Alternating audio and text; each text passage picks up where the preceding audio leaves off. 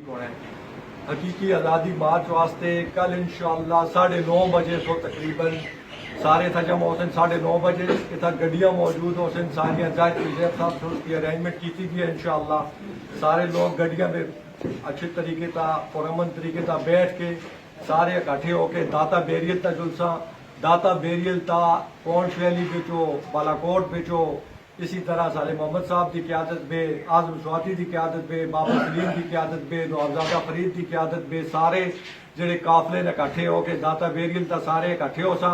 اتھا بھی مجھ گڈیاں دی ارینجمنٹ ہے اسی طرح حلقہ وائز سارے ترتیب بڑھائی دی اپنی اپنی گڈیاں دی سارے انہاں گڈیاں میں بیٹھ کے ایک قافلے دی صورت میں انشاءاللہ ڈسٹرکٹ مانسرا تو ایک قافلہ استا چلسی اسی طرح آگاہ ابتباد نوالے حسن ال شامل حسین پھر ہری پور والے حسن ال شامل حسین اور اسی طرح پھر اسی انشاءاللہ آگاہ عمران خان صاحب کے پی کو لیڈ کرتے ہوئے آسن قافلے کو اور اسی بھی اس قافلے میں مرج ہو جلسہ اور پھر اس طرح سارے انشاءاللہ بہترین طریقے تا اسلام آباد سری نگر ہائی وے تک پہنچتا اس کے نال سارے لوگوں کو صرف اتنا دستا کہ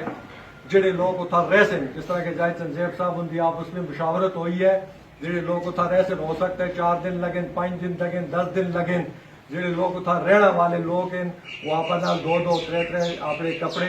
اپنی چپلیاں اپنی میڈیسن سر درد وغیرہ دی اور چنے وغیرہ جو بھی اپنی تیاری کرنی ہے کیونکہ یہ حقیقی آزادی مارچ ہے ہر شخص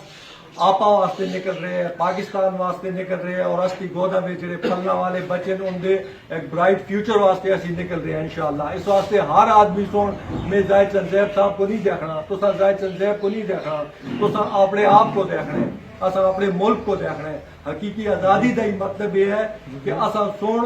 وہ آزادی کہ جڑے ہر شہری کو مل سی یعنی وہ آپا واسطے اس آزادی کو حاصل کر سی اس میں کسی طرح کسی تھوڑے احسان نہیں چاہنا انشاءاللہ مڑ کو جو کو جو سی میں کر سا اسی طرح ہر شخص کو جو کو جو سی قربانی 4 آنے دی بھی ہے تو 1 کروڑ دی بھی قربانی ہے لہذا سی لوگ سارے تہیا کر دیا کہ اسی انشاءاللہ اس تحریک میں بڑھ چڑھ کے ایسا کنسا اور اپنے قائدین کی قیادت میں انشاءاللہ اس حقیقی آزادی مارچ کو کامیاب بڑھا سا سارے لوگ ان ساری چیزیں پر غور کریں اور اس پر عمل کریں